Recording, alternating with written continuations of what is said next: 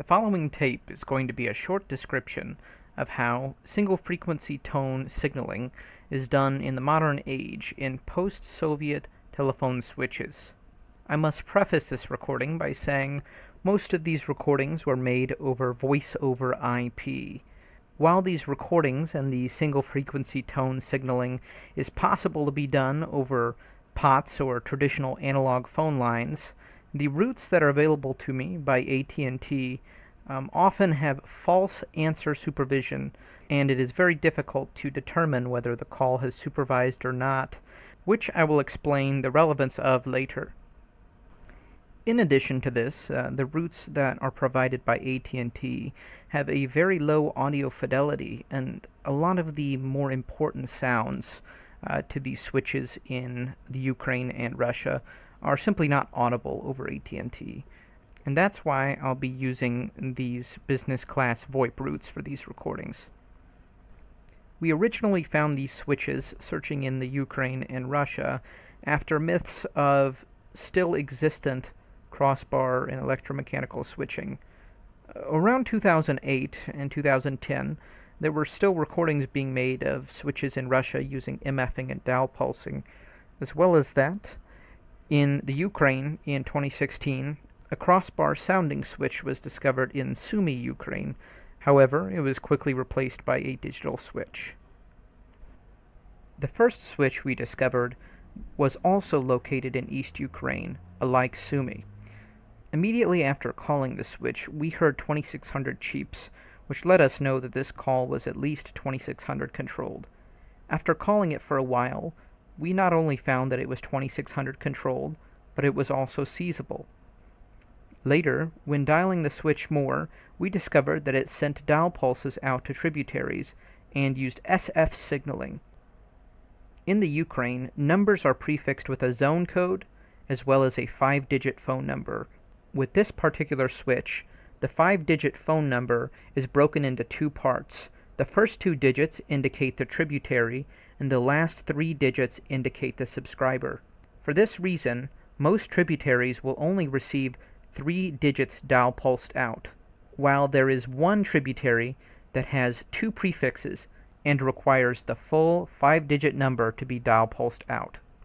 Calls to the main switch from which the tributaries are served off of do not dial pulse, as they can be routed without any outpulsing. Here is that recording of the aha moment where we knew we might be dealing with a switch that was not doing MFing in 2018, but rather SFing. If you listen between the busy tones, you'll hear the switch seize a trunk and then send some SFs. When we first made this recording, we didn't know what these SFs were, and quite frankly, they seemed different from the number we dialed. That's because it was an adjacent trunk and wasn't actually our number being SF'd.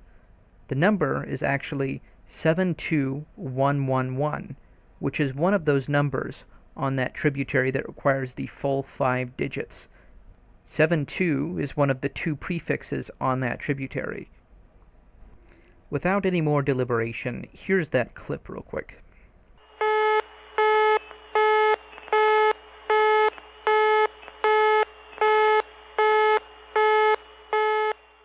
Now we knew we had a challenge on our hands. I committed full time to figuring out how to SF this switch, and it took a while. It took about, I'd say, 2 months before we finally figured out how to do it.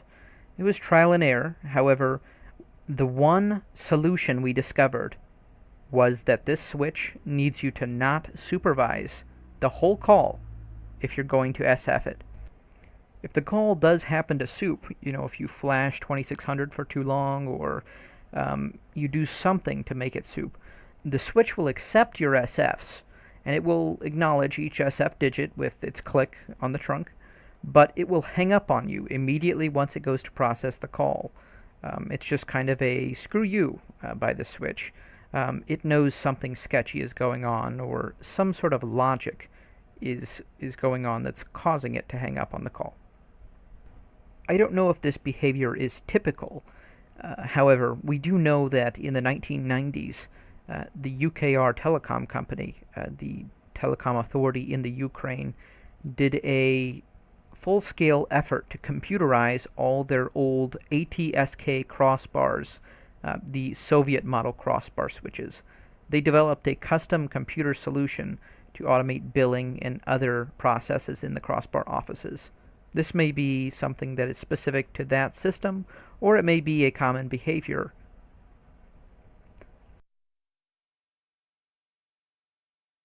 With all the technical peculiarities of the Ukrainian crossbar out of the way, we can move on to listening to some recordings from the switch.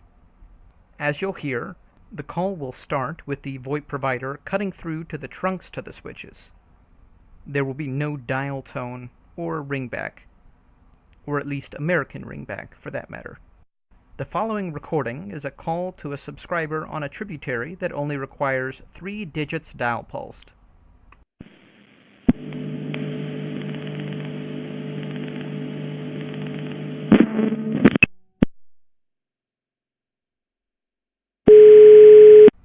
And of course, you'll hear the fake ring generated by the Ukrainian switches. This ring is heard on both traditional POTS routes and VoIP routes. The following recording is a call to a non-working number on the tributary that requires the full 5 digits. The number dialed is 72355.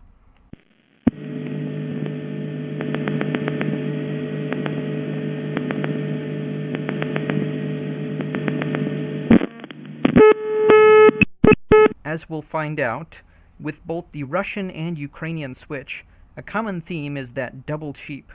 That usually indicates, from my experience, that the call has failed or the number is not working, and this always terminates the call.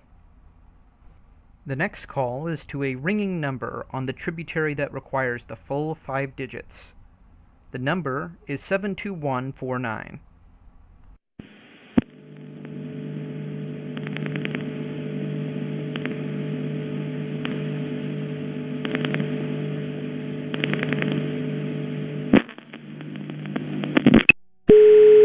As you'll notice, both this switch and the Russian switch have notable relay sounds, which strongly indicate to us that it must be some sort of electromechanical switch.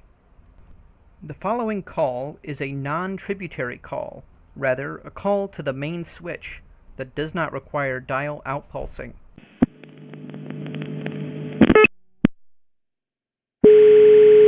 You'll notice the call is processed much quicker. Now to go through the process of SFing this switch in order to call numbers within the switch and its tributary area. The process to do this without supervising the call and thus tainting the process of SFing requires putting the switch into an alarm state. It seems the easiest way to do this is during the transition from the main switch outpulsing the number to the remote switch accepting or rejecting the number as non-working. In order to do this, you need to send an extra SF digit. This seems to tick off the remote switch and causes it to put the trunk in an alarm state, which is characterized by quick pulses of 2600 and a busy tone being interrupted by those 2600s. This usually is not a supervised state, for which you're able to send a 2600 without causing answer supervision. And you'll want to be careful when sending this 2600 and re-seizing the trunk, as if you send one that is too long, you'll answer supervise and ruin all the work you've done already to get the trunk in an alarm state.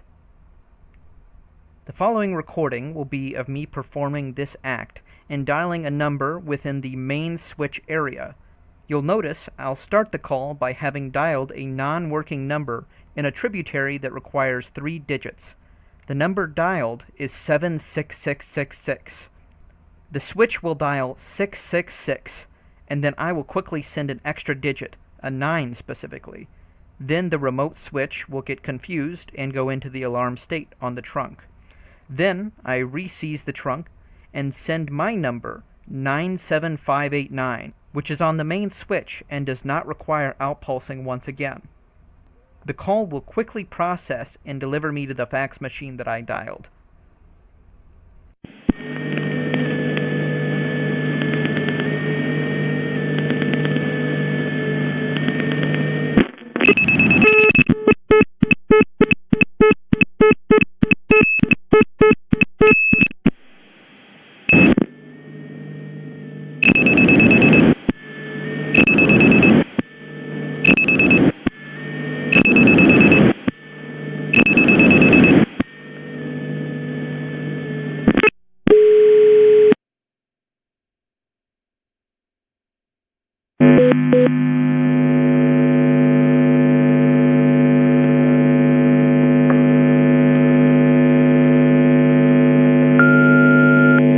When listening to this call, you'll notice after initially seizing the trunk, it requires a second seizure, which prepares it to receive SF digits.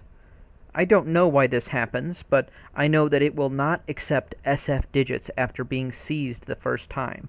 You have to hear the audible kerchunk before it will permit you to actually send SFs and acknowledge them with a clunk after each digit. This essentially summarizes the switch in East Ukraine. It in fact does also allow you to dial all tributaries within this switch area. So if you were to dial a number that ended in 645, it would actually dial pulse out 645 after your SFing. The next calls we'll be listening to will be a switch located in western Russia. It's actually a smaller farm town that is kind of an exclave of a larger major city in Russia, actually. The most interesting part about this switch is the fact that SFing is heard on both, traditional POTS calls as well as these VoIP routes. It's heard on every single call. You usually hear at the beginning of the call, you'll hear the tail end of the second to last digit, as well as the full last digit being SF'd. And this is quite impressive hearing this in 2018. And we really expected to hear MFing in 2018, but it's just more astonishing to really hear SFing and really no MFing at all in these areas. This switch cluster composes of the main crossbar as well as one remote. The remote does receive outpulsing from the main switch, and surprisingly, the main switch receives SFing from the switch it homes off of. This is really, really surprising that another digital switch is likely configured to be SFing this switch. Without any more interruption, here's a recording of the remote being dialed. The number, of course, is non-working.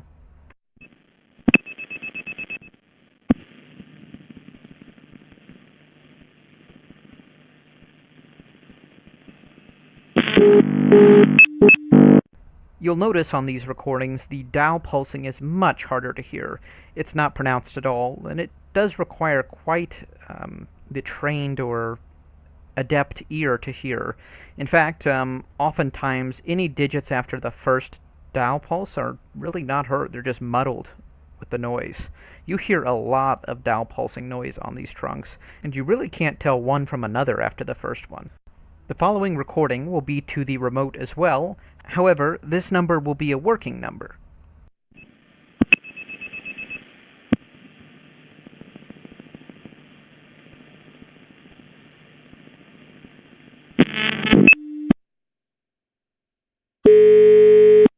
The relay sound being very evident there, and the first digit being fairly pronounced, with the others tapering off. The numbers dialed here are similar to like on the Ukrainian tributaries, where the last three are the only ones needed. Also like the Ukraine switch, the main switch does not require dial pulsing, and calls are processed much quicker. The following is a call to a number on the main switch.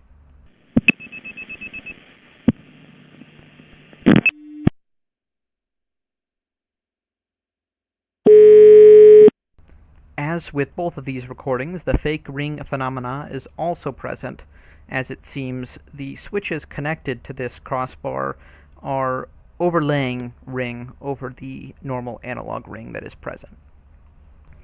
In addition to this, there is a notable effect that was also on this Russian recording that is very similar to what occurs on the Ukrainian crossbars.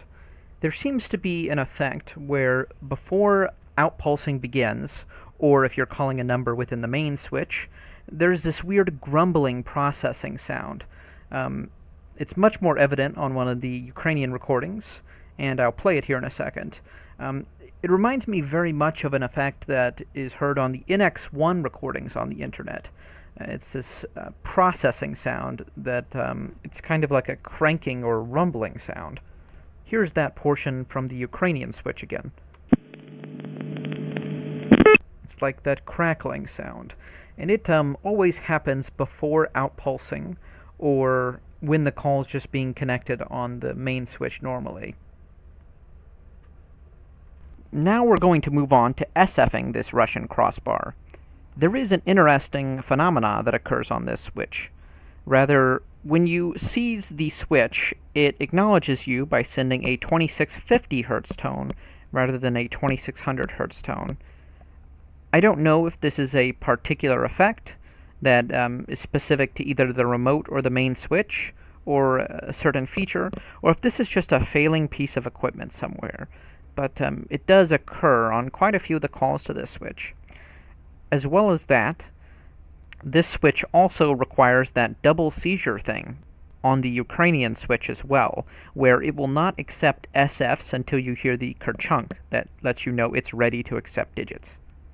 Without any further interruption, here's the recording.